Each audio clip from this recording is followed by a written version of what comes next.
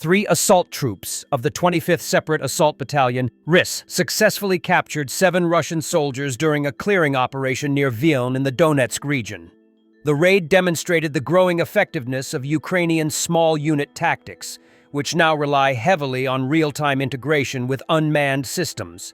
A UAV operator provided reconnaissance and direct support, using a drone to breach the entrance of a Russian shelter and force the defenders into a position where they could be overpowered without unnecessary casualties. The detained Russian troops were immediately disarmed and evacuated from the front line for further interrogation. The situation near Vilne reflects a broader operational trend in the Pokrovsk and Toretsk directions, where Ukrainian units are employing precision assaults to dismantle Russian footholds across contested terrain.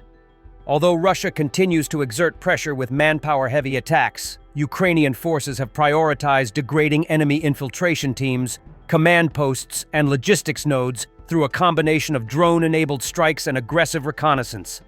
Across the Donetsk front, both armies are locked in an intense contest for tactical elevation points and road access that shape wider operational maneuver. Russia seeks to exploit mass and constant rotation, while Ukraine focuses on adaptability, precision, and the ability to rapidly exploit weak points in Russian defenses.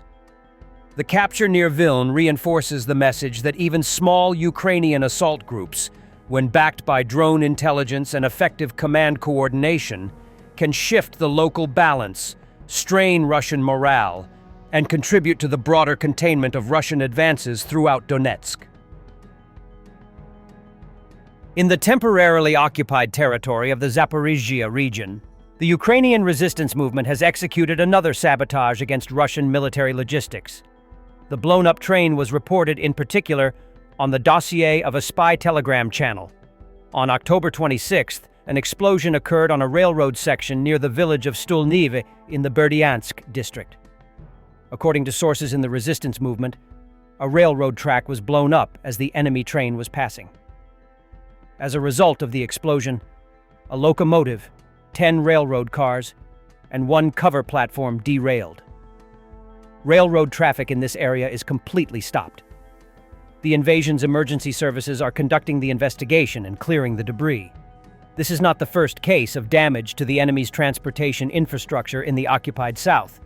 Ukrainian resistance systematically disrupts the supply of ammunition and equipment to the front line. The train destroyed on August 19th as a result of a drone attack in the temporarily occupied territory of the Zaporizhzhia region has been blocking the region's only railroad line for 2 months. The underground activity in the Zaporizhzhia direction indicates increased coordination between local resistance forces and the security and defense forces of Ukraine.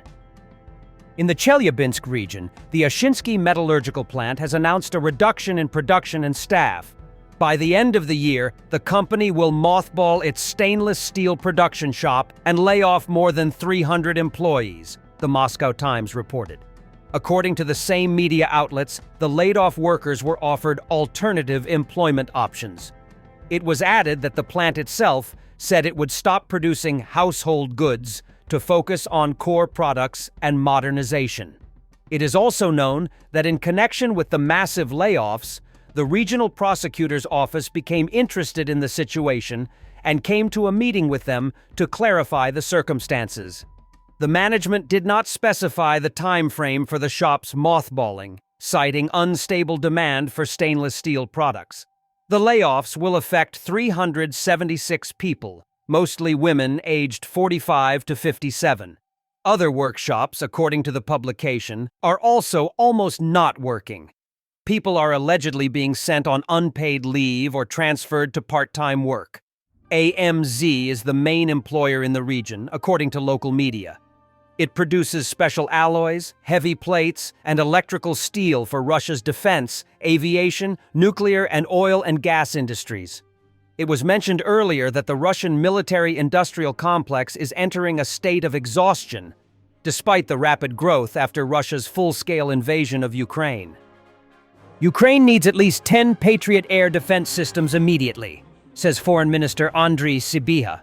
Kiev is urging partners to help procure them under the PURL initiative, while also working to boost domestic production for long-term deterrence. Zelensky tells Axios that new U.S. sanctions are a start, but to force Putin to negotiate, Ukraine needs long-range missiles. Sanctions help, but pressure works best when paired with strike capability. He added that a draft ceasefire plan will be prepared within 7 to 10 days, but doubts Putin will accept it. Putin said that Russia historically has always treated a defeated enemy with mercy. And this is what Ukrainian defenders who survived Russian captivity say. Dmytro Polovian. They forced us to walk to interrogations on broken legs. Some were beaten, some were jabbed with an awl. Andriy Tarashuk.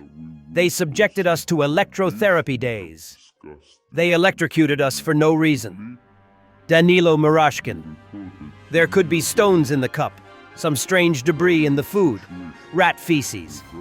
And this is only a small part of the horrors that Ukrainian defenders have endured and continue to endure in Russian captivity.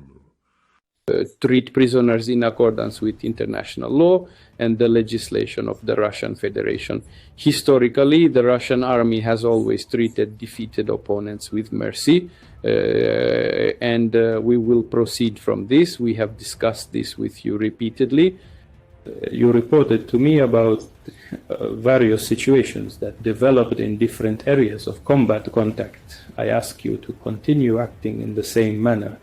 The soldiers of the 81st Air Assault Brigade Halakina of the Ukrainian Air Assault Forces have received American M2 Bradley infantry fighting vehicles for their arsenal. The brigade's press service reported on this. With the widespread use of drones, the deployment of M2s on the front line has become limited. Therefore, in the arsenal of the 81st Air Assault Brigade Halakina, this equipment is used selectively, only when necessary. To protect against enemy drones, the fighting vehicle has been additionally equipped with heavy protective structures, known among soldiers as grills. I read that during Operation Desert Storm in Iraq, also known as the Gulf War, the Bradley IFV-S proved to be very effective. I hope that during our war, something will soon be invented to counter fiber optic drones.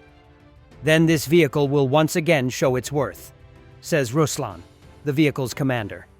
Previously, the 81st Airmobile Brigade Bukovina also received these fighting vehicles. The M2 Bradley YFV is a versatile soldier on the battlefield.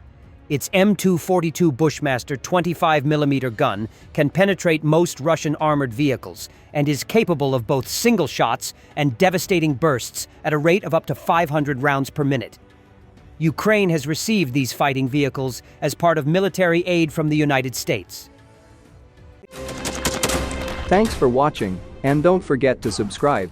Also, if you want to support Warthog Defense, please become our member and get early access to new videos, exclusive members-only videos, and become administrator in comments section. The membership link is in the description. Rescues every day. We had a guy last week, it's 6 rescues in 6 days. You know, he's doing the job every day.